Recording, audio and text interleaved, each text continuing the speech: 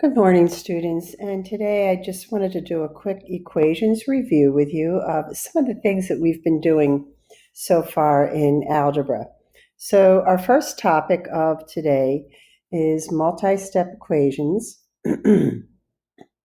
And I would highly recommend that you get very good at these because you're going to be doing these in geometry, in Algebra 2, for the rest of your high school career. This is the basis of a lot of the problems you'll solve. So let's get started with those multi-step equations.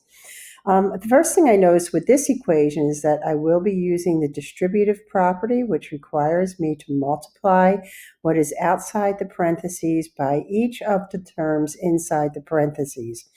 Terms are separated by addition and subtraction, so we have two terms inside this set of parentheses and two terms inside this set of parentheses. Also, let's remember when we have a negative or a minus sign outside the parentheses, it basically serves to change the sign of anything in parentheses. Finally, let's remember that a negative sign operates exactly the same as a subtraction symbol, and a positive sign operates the same way an addition symbol operates. So you don't need to do any mental gymnastics to try to figure those out. Just kind of go with your gut. If it's negative or if it's subtraction, you're moving left on the number line, you're changing the sign. If it's positive, you're moving right on the number line, you're adding. So let's get started. So here we have 6 times the quantity of x plus 3, which would be 6x plus 18. And we have an invisible negative 1 here. This is an invisible negative 1, which makes this negative x minus 4 equals negative 11. Our next step is to combine like terms. So 6x, and we have another invisible 1 here, right there. So 6x minus 1x is 5x. And 18 minus 4 is 14. So it's a positive 14 equals negative 11. And let's subtract 14 from both sides because we want to isolate the term with x, and then we will isolate x. Subtract 14 from the other side. 5x equals negative 25. Divide both sides by 5. And x equals negative 5. Number 2, very similar. We have negative 8 will be distributed through to the quantity of n minus 4. So it's a negative 8 we're distributing. So that would give us negative 8n. Negative times a negative is a positive. So plus 32 equals n minus 40. Now, if you move the n's to the left or to the right, it does not matter. You will eventually get the correct answer. I generally move smaller numbers to larger numbers. So that means I'm going to move negative 8n by adding it to both sides. So I'll add 8n over here as well. So on the left side, we have 32. On the right side, we have 9n minus 40. And then we'll add 40 to both sides because we want to isolate the 9n. So now we have 72 equals 9n. And then we'll divide both sides by 9. And n equals 8. And it's okay because of the symmetric property. I can move n to the left side of the equation. Number 3, we're going to distribute on both sides of the equation. So here we will have 7y minus 35. We still have that plus 3y equals 10y plus 10. And I think I will combine like terms next. Let's change our color. We have 7y plus 3y, so that's 10y minus 35 on the left, equals 10y plus 10 on the right. So if we subtracted 10y from each side, let's watch what happens here. We end up with negative 35 equals 10, which is not a true statement. So this equation has no solution. In the next equation, we have distribution on the left, and we're going to distribute, we've got an invisible one here. We're going to distribute -1 through to the parentheses there, which will really just change the signs. On the positive k, we have an invisible positive sign, and change the sign on the -1. So that will give us minus 5k. Here a negative times a positive is a negative, minus 10 equals 13 minus k plus 1. Our next step is to combine like terms. So 5k minus 10 on the left, negative 5k, equals, so we have 13 plus 1, so it'll be that will be 14, so let's make it negative k plus 14, and I'm going to add 5k to both sides of the equation. And on the left, we'll have negative 10, and on the right, we will have, this is a invisible 1 here, so it's positive 5, negative 1, so it would be 4k plus 14. Now I'll subtract 14 from both sides of the equation.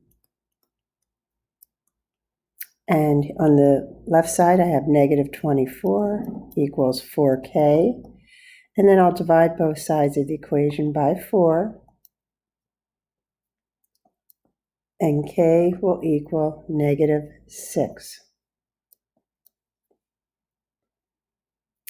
And let's go on to the last two in this topic. Be very careful here. I have negative 6 is a term. I have an invisible 1 here that I will distribute through these parentheses. I have a negative 2 that will be distributed through parentheses, and then a negative 1 constant at the end on the right side of the equation. So we start negative 6. Now we have negative 1 times 2x, which will be negative 2x. Negative 1 times 7, which will be negative 7. And negative 2x times x, or negative 2 times x, which is negative 2x. Negative 2 times 6 is negative 12. And I have minus 1. So we're showing every step. Here we combine like terms. So we're going to combine negative 6 and negative 7, and that will give us negative 13. So we have negative 2x, because we still have this, minus 13 equals, and here we can combine negative 12 and negative 1. So we're going to have negative 2x minus 13. I hope you can see what's happening already. If I were to add 2x to both sides of these equations, I would have negative 13 equals negative 13. And the answer is infinity. Any real number or imaginary number that I put and substitute for any value of x would render this equation true.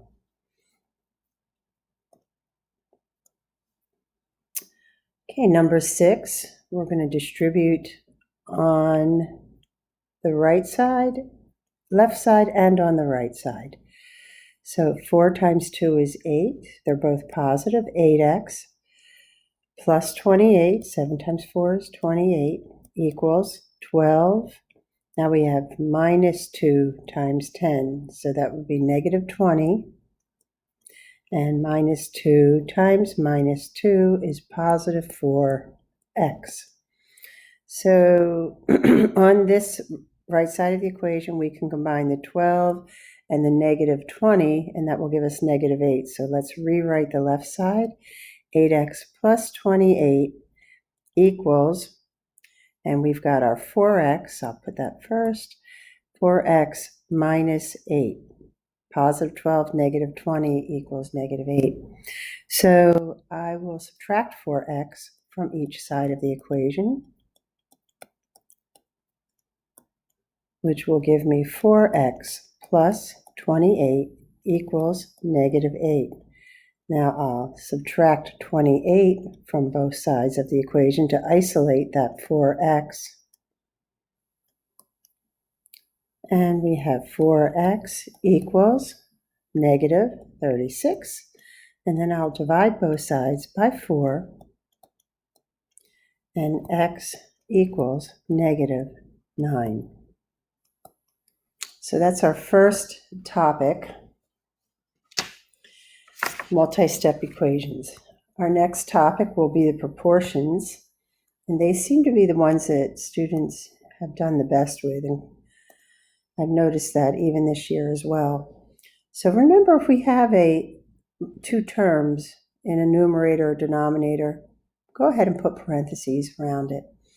So we're going to have 5 times the quantity of x minus 9 and 7 times the quantity of x minus 3, which I can represent like this. 5 times the quantity x minus 9, and set that equal to 7 times the quantity x minus 3.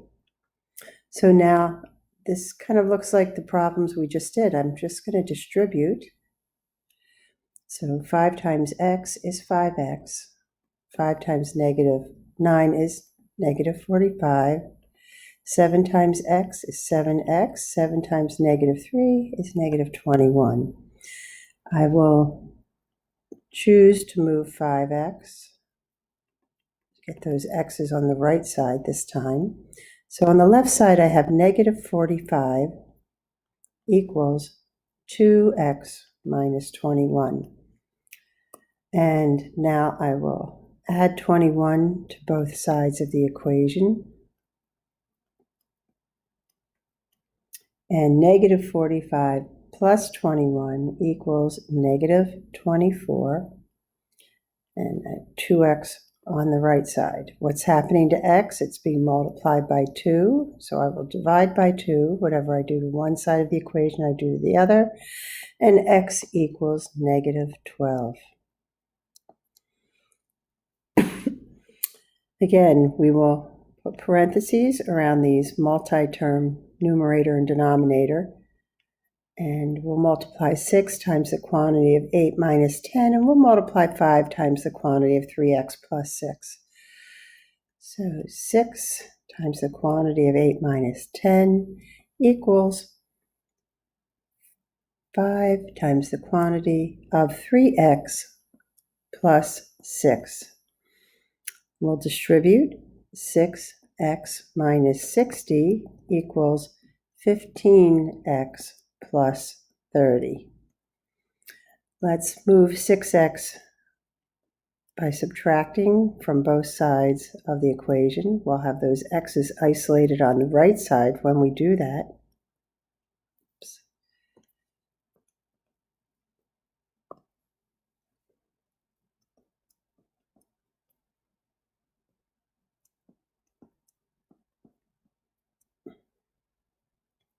And I wrote x instead of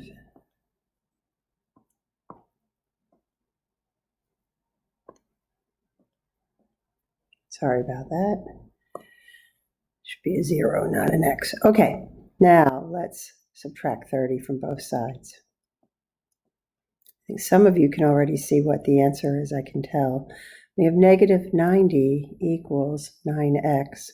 When we divide both sides by 9, x, put it over here, equals negative 10.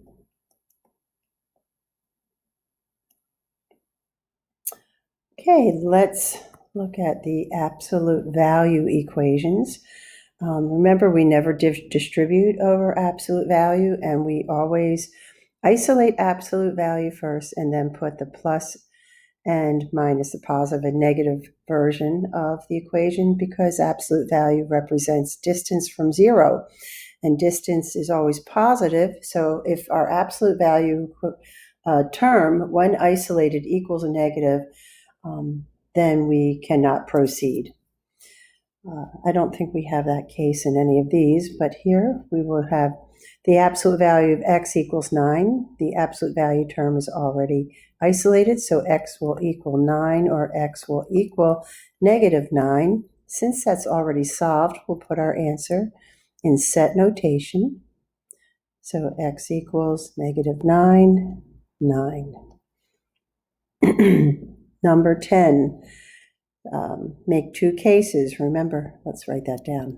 Make two cases with the absolute value. So 6c minus 3 equals 21. 6c minus 3 equals negative 21. Let's start by adding 3 to both sides of the equation. On the left side equation, 6c equals 24. We'll divide both sides by 6. This is 4 here. C equals 4. On the left side, we'll add 3 to both sides of the equation. 6c equals, now negative 21 plus 3 is negative 18. We'll divide both sides by 6, and c equals negative 3. So c equals the set of all numbers such that c equals negative 3 or 4.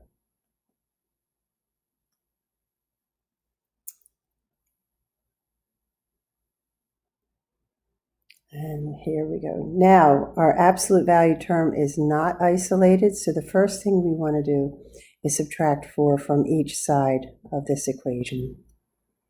And we will have the absolute value of 7m equals 21. Now we'll make our two cases. 7m equals 21. 7m equals negative 21. Divide both sides by 7 on the left, and m equals a positive 3. Divide both sides by 7 on the right, and m equals negative 3. So m equals the set of all numbers such that m equals negative 3 or 3. Do not distribute over absolute value, okay? We don't do this. Let's write that down. Do not distribute.